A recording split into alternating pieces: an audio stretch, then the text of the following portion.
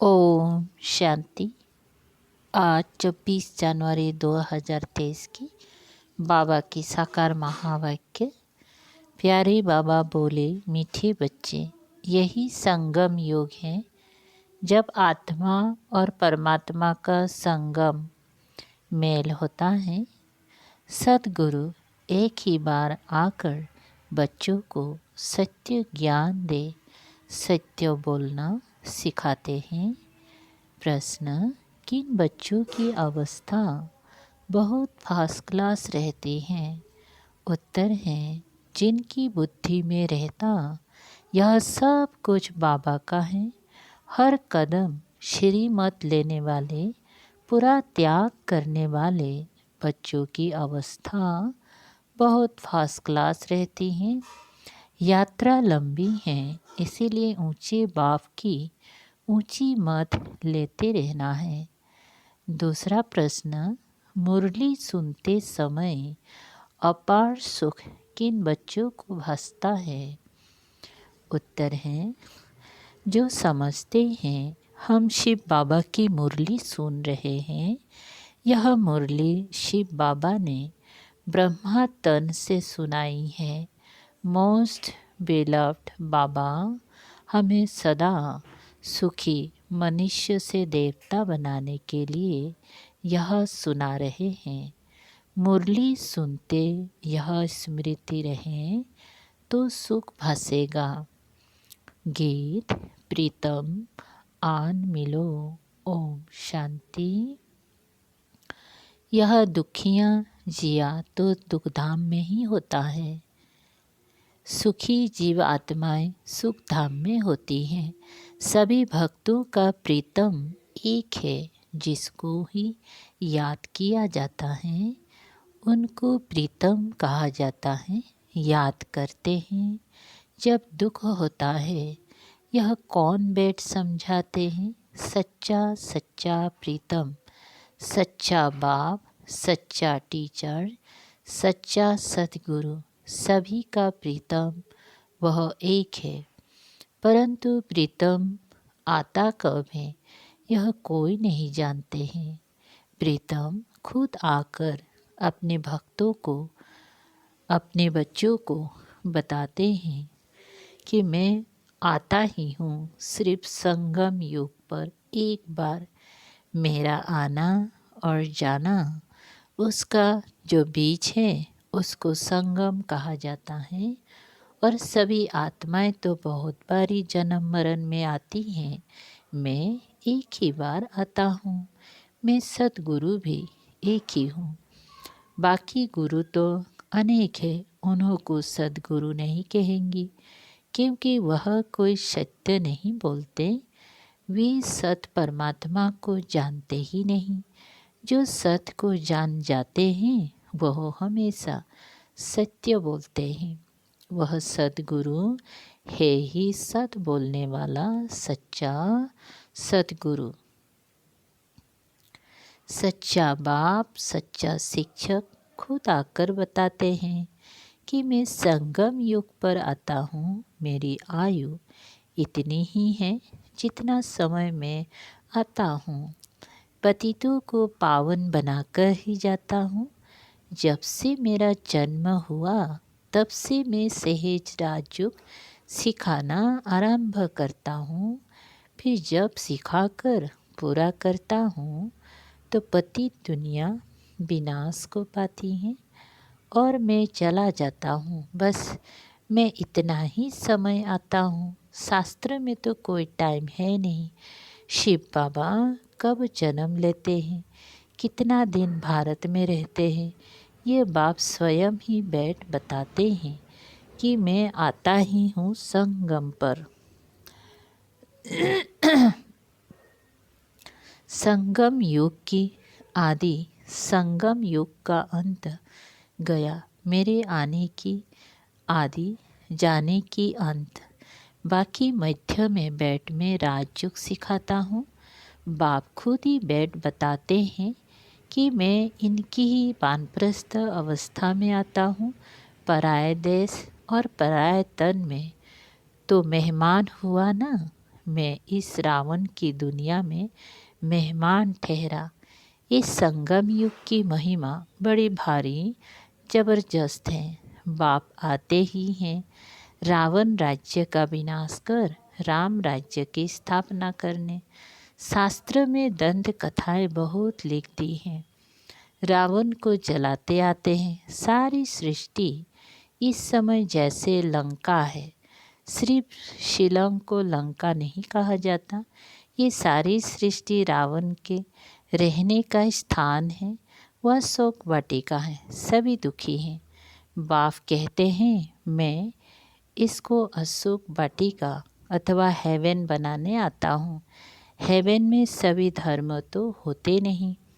वहाँ था एक ही धर्म जो अभी नहीं है। अब फिर से देवता बनाने राजयोग सिखला रहा हूँ। सभी तो नहीं सीखेंगी। मैं भारत में ही आता हूँ। भारत में ही स्वर्ग होता है। क्रिश्चियन लोग भी हेवन को मानते हैं। कहते हैं left for heavenly award. Godfather के पास गया। बाकी हेवन को थोड़ी समझते हैं। हेवन अलग चीज़ है।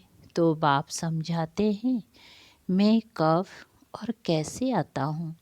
आकर त्रिकालदर्शी बनाता हूँ। त्रिकालदर्शी और कोई होता नहीं। सृष्टि के आदि मध्य अंत को मैं ही जानता हूँ। अब कलयुग का विनाश होना है। आसार भी देखने में आ रहा है। समय वही संगम का है। एक्यूरेट टाइम कुछ नहीं कह सकते। बाकी हाँ, राजधानी पूरी स्थापन हो जाएंगी। बच्ची कर्मातीत अवस्था को पाएंगी तो ज्ञान खत्म हो जाएगा। लड़ाई आरंभ हो जाएगी। मैं भी अपना पावन बनाने का पाठ पूरा करके जाऊंगा। देवी देवता धर्म स्थापन करना यह मेरा ही पाठ है। भारतवासी ये कुछ भी नहीं जानते। अब शिवरात्रि मनाते हैं तो ज़रूर शिव बाबा ने कोई कार्य किया होगा। उन्होंने फिर कृष्ण का नाम डाल दिया। ये तो कॉमन भूल देखने में आती है। शिव पुराण आदि किसी शास्त्र में भी ये नहीं है कि शिव बाबा आकर राजयोग सिखाते हैं। वास्तव में हर एक धर्म का एक शास्त्र है। देवता धर्म का भी एक शास्त्र होना चाहिए, परंतु उसका रचयिता कौन, इसमें ही मुझ गए हैं। बाप समझाते हैं मुझे जरूर ब्रह्मा द्वारा ब्राह्मण धर्म रचना पड़े। ब्रह्मा मुख वंशावली ब्रह्मा कुमार कुमारियाँ ठहरे। बहुतों के नाम बदली हुए, उनसे बहुत भागंती हो गए। साथ में रिप्लेस भी होते हैं। बाकी देखा गया नाम से कोई फ़ायदा नहीं, वे तो भूल भी जाते हैं। वास्तव में तुमको योग लगाना है बाप से। नाम शरीर का मिलता है, आत्मा का तो नाम है नहीं। आत्मा 84 जन्म लेती हैं। हर जन्म में नाम रूप देश काल सब बदल जाता है। ड्रामा में कोई को भी जो एक बारी पाठ मिला हुआ है उसी रूप में फिर कभी पाठ बजा ना सके। वही पाठ फिर 5000 बरस बाद बजाएंगे। ऐसे नहीं कृष्ण उसी नाम रूप से फिर कोई आ सकता है, नहीं। ये तो जानते हैं आत्मा एक शरीर छोड़ दूसरा लेती है तो फीचर्स आदि एक ना मिले दूसरे से। 5 तत्वों के अनुसार फीचर्स बदलते जाते हैं। कितनी फीचर्स है, परंतु ये सब पहले से ही ड्रामा में नून है। नया कुछ नहीं बनता है। अब शिवरात्रि मनाई जाती है। जरूर शिव आया है, वही सारी दुनिया का प्रीतम है। लक्ष्मी नारायण व राधे कृष्ण व ब्रह्मा विष्णु आदि कोई प्रीतम नहीं है। गॉडफादर ही प्रीतम है। बाप तो जरूर वर्षा देते हैं, इसीलिए बाप प्यारा लगता है। बाप कहते हैं मुझे याद करो, क्योंकि मेरे से तुमको वर्षा पाना है। बच्चे जानते हैं इस पढ़ाई अनुसार जाकर सूर्यवंशी देवता व चंद्रवंशी क्षत्रिय बनेंगे। वास्तव में सभी भारतवासियों का धर्म एक होना चाहिए, परंतु देवता धर्म नाम बदल हिंदू नाम रख दिया है, क्योंकि वह देवी गुण नहीं है। अब बाप भेद धारण कराते हैं, कहते हैं अपनी को आत्मा समझ और शरीरी हो जाओ। तुम कोई परमात्मा नहीं हो, परमात्मा तो एक शिव है, वह सभी का प्रीतम। एक ही बार संगम युग पर आते हैं। यह संगम युग बहुत छोटा है, सभी धर्मों का विनाश होगा, ब्राह्मण कुल भी वापिस जाएगा, क्योंकि उन्हों को फिर देवी कुल में ट्रांसफर होना है। वास्तव में ये पढ़ाई है, सिर्फ भेंट की जाती है। वह विषय विकार है, जहर। यह ज्ञान अमृत है। ये तो मनुष्य को देवता बनाने की पाठशाला है। आत्मा में जो खाद पड़ी है, एकदम मुलमा बन गए हैं, उसको बाप आकर हीरे जैसा बनाते हैं। शिवरात्रि कहते हैं, रात्रि में शिव आया, परंतु कैसे आया, किसके गर्भ में आया या किस शरीर में प्रवेश किया? गर्भ में तो आते नहीं हैं, उनके शरीर का लोन लेना पड़ता है। वे जरूर आकर के नरक को स्वर्ग बनाएंगे, परंतु कब और कैसे आते हैं यह किसी को पता नहीं है। शास्त्र तो बहुत पढ़ते हैं, परंतु मुक्ति, जीवन मुक्ति तो किसी को मिलती नहीं है, और ही तमो प्रधान बन गए हैं। सो तो सभी को जरूर बनना है, सभी मनुष्य को स्टेज पर जरूर हाजिर होना है। बाप आते ही अंत में उनकी ही सब महिमा गाते हैं कि तुम्हारी गति मत तुम ही जानो, तुम्हारे में क्या ज्ञान है, कैसे तुम सद्गति करते हो, सो तो तुम ही जानो। तो वह श्रीमत देने आएगा तो जरूर ना, परंतु कैसे आते हैं, किस शरीर में आते हैं, वे कोई जानते नहीं। खुद कहते हैं साधारण तन में मुझे आना है, मुझे ब्रह्मा नाम भी जरूर रखना पड़े, नहीं तो ब्राह्मण कैसे पैदा हो।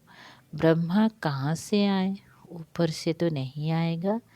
वे है सूक्ष्म वतनवासी, अव्यक्त संपूर्ण ब्रह्मा। यहाँ तो जरूर व्यक्त में आकर रचनी पड़े। हम अनुभव से बता सकते हैं, इतना समय आते और जाते हैं। बाबा कहते हैं मैं भी ड्रामा में बंधा हुआ हूँ, और मेरा पाठ भी सिर्फ एक बार आने का है। भल दुनिया में उपद्रव बहुत होते रहते हैं, उस समय कितना ईश्वर को पुकारते हैं, परंतु मुझे तो अपनी समय पर ही आना है, और आता भी हूँ वानप्रस्थ अवस्था में। यह ज्ञान तो बड़ा सहज है, परंतु अवस्था जमाने में मेहनत है, इसीलिए कहेंगे मंजिल बड़ी ऊंची है। बाप नॉलेजफुल है तो जरूर उसने बच्चों को नॉलेज दी है, तब तो उनका गायन है, तुम्हारी गत मत तुम ही जानो। बाबा कहते हैं मेरे पास जो सुख शांति का खजाना है, वह बच्चों को ही आकर देता हूँ। ये जो माताओं पर अत्याचार आदि होते हैं, यह भी ड्रामा में नून है। तब तो पाप का घड़ा भरेगा। कल्प ऐसे ही रिपीट होता है। ये बातें भी तुम अभी जानते हो, फिर भूल जाएंगे। ये ज्ञान सतयुग में होता नहीं, अगर होता तो परंपरा चलता। वहाँ तो प्रारब्ध है जो अभी के पुरुषार्थ से पाते हैं। यहाँ की पुरुषार्थ वाली आत्माएं वहाँ होती हैं, दूसरी आत्माएं वहाँ होती नहीं। जिनको ज्ञान की दरकार रहे, यह भी जानते हैं कोई बिरला निकलेगा, बहुत अच्छा भी करेंगे। समझो विलायत वाला कोई बड़ा आदमी निकलता है, समझता है, परंतु कहाँ भट्टी में रहेंगे, क्या समझेंगे, कहेंगे बात तो ठीक है, परंतु पवित्र नहीं, रह सकते। अरे इतनी सब पवित्र रहते हैं, शादी कर इकट्ठे रहकर भी पवित्र रहते हैं, तो उन्हों को इनाम भी बहुत मिलता है। यह भी रेस है, उस रेस में फर्स्ट नंबर आने से, फर्स्ट नंबर जाने से 4-5 लाख मिलेंगे। यहाँ तो एक ही जन्मों के लिए पूरी राजाएं मिलती हैं, कम बात है। यह मुरली तो सब बच्चों के पास जाएंगी, टेप में भी सुनेंगी, कहेंगी शिव बाबा ब्रह्मा तन से मुरली सुना रहे हैं, अथवा बच्चियाँ सुनाएंगी तो कहेंगी शिव बाबा की मुरली सुनाते हैं। तो बुद्धि एकदम वहाँ जानी चाहिए, वही सुख अंदर में भासना चाहिए। मोस्ट बेलव्ड बाबा हमको सदा सुखी मनुष्य से देवता बनाते हैं, तो उनकी याद बहुत रहनी चाहिए, परंतु माया याद ठहरने नहीं देती है। त्याग भी पूरा चाहिए, सब कुछ बाबा का है। यह अवस्था फर्स्ट क्लास रहनी चाहिए। बहुत बच्चे हैं जो श्रीमत लेते रहते, श्रीमत में जरूर कल्याण ही होगा। मत भी ऊंची है, यात्रा भी लंबी है, फिर तुम इस मृत्यु लोक में नहीं आएंगे। सतयुग है ही अमर लोक। उस दिन बाबा ने बहुत अच्छी रीति समझाया है कि वहाँ तुम मरते नहीं हो, खुशी से पुराना चोला बदल नया लेते हो। सर्प का मिसाल तुम्हारे लिए है, भ्रमरी का भी तुम्हारे ऊपर मिसाल है, कछुए का भी तुम्हारा मिसाल है। सन्यासियों ने तो कॉपी की है, भ्रमरी का मिसाल अच्छा है। विष्टा के कीड़े को ज्ञान की भूं भूं कर परिस्तानी परिजादा बनाते हो। अभी पुरुषार्थ अच्छी तरह करना है, ऊंच पद अथवा अच्छा नंबर लेना है तो मेहनत भी करनी है, भल धंधा आदि भी करो, वह टाइम छूट है। फिर भी टाइम बहुत मिलता है, अपना योग का चार्ट देखना चाहिए, क्योंकि माया बहुत विघ्न डालती है। बाबा बच्चों को बार बार समझाते हैं, मीठे बच्चे भूले चुके भी ऐसे मोस्ट बिलवेड बाप व साजन को फारकती सल कभी कोई ना देवे। इतना महामूर्ख कोई ना बने, परंतु माया बना देती है। अब आगे चलकर तुम देखेंगी, जो कुर्बान जाते थे, बहुत अच्छी सर्विस करते थे, उनका भी माया क्या क्या हाल कर देती है, क्योंकि श्रीमत छोड़ देते हैं। इसीलिए बाबा कहते ऐसा बड़े ते बड़ा महामूर्ख नहीं बनना है। अच्छा, मीठे मीठे शिकल दे बच्चों प्रति माता पिता बाप दादा का याद प्यार और गुड मॉर्निंग। रूहानी बाप की रूहानी बच्चों को नमस्ते। हम रूहानी बच्चों की रूहानी बाप दादा को याद प्यार गुड मॉर्निंग और नमस्ते नमस्ते। शुक्रिया बाबा।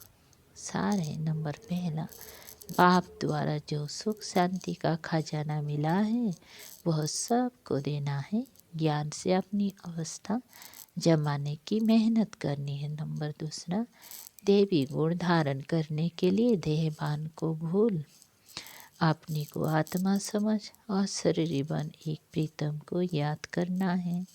वरदान, विशेषता के बीज द्वारा संतुष्टता रूपी फल प्राप्त करने वाले विशेष आत्मा भव।